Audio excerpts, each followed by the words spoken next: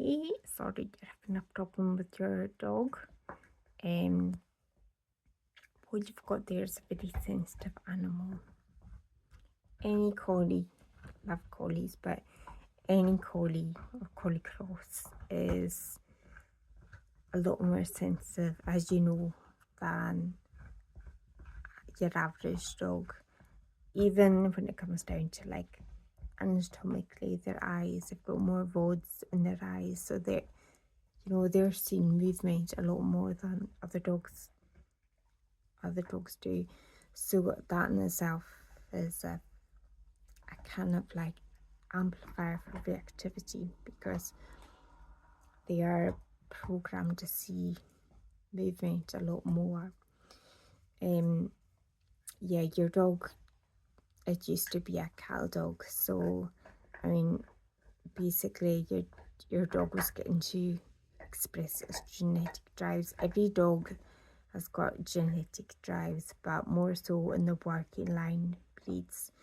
And what tends to happen is when your dog doesn't get to express genetic needs in the way that they're used to, the way that they need to, you end up with reactivity. So as a quick fix, what I would do is I would scrub one of their walks, and I would instead go onto like a big flat bit of ground, and I would do a play session that mimics what they used to do when they're a cattle dog. So like I don't know if you've seen any of the videos that I do, but what I have to do with one of my collies who's extremely high drive is I have to work him every day by giving him outlets. And if you think about, if you go online and look up,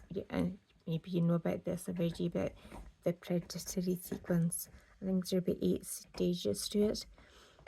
So when you have a working collie, they tend to be extremely talented in the first few stages of it. So if you can incorporate that into your play, that tends to relieve the frustration that causes reactivity. The other thing is, like say, the routes that you're doing to your dog.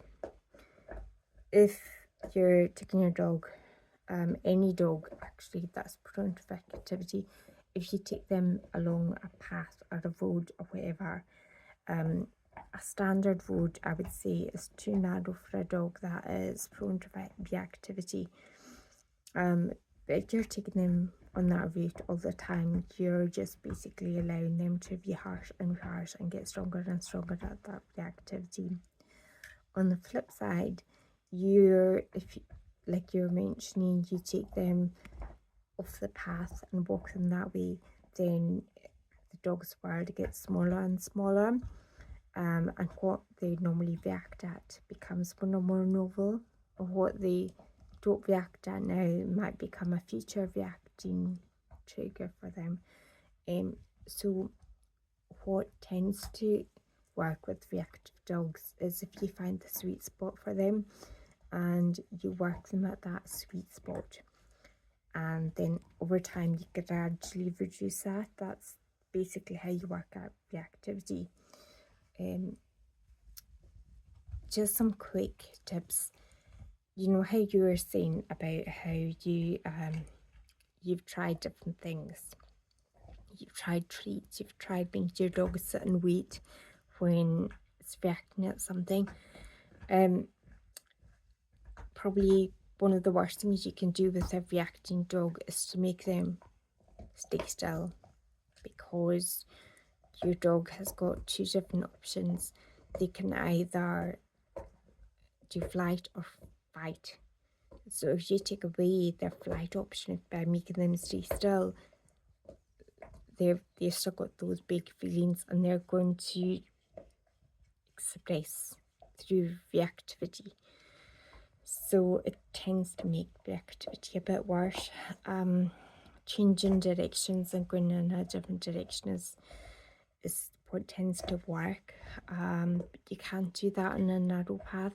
Some people are incredibly lucky and they don't have reactive dogs and they can do that, and other of us, we have sensitive dogs and we can't do that. We can't do neuropaths with them.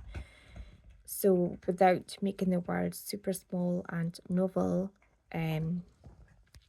you can still work on reducing your sweet spot if you've got like a friend with a chilled out dog or whatever. You can reduce it, or if you found somewhere to sit and they could watch dogs walking, you could like gradually reduce the space between you and the walking dogs. That's generally how you work at reactivity.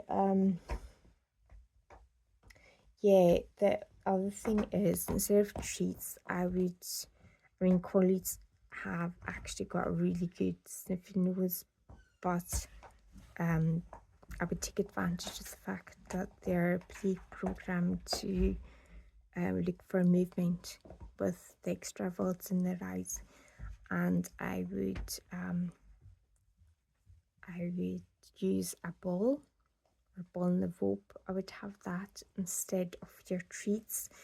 That as you're going to look for different ways of getting your dog's attention. So that's either attention on you, attention on the thing that they're reacting at, or attention on a toy or something like that. So yeah, if you kind of like you work on switching your dog up between those three things, that's quite a good thing to do as well. So hopefully from something there you'll be able to get something that's of use to you. And good luck with it, and enjoy your dog. I think the main thing is to have a really good strong bond with your dog, and it sounds like you've got that. So that's the important thing, I would say.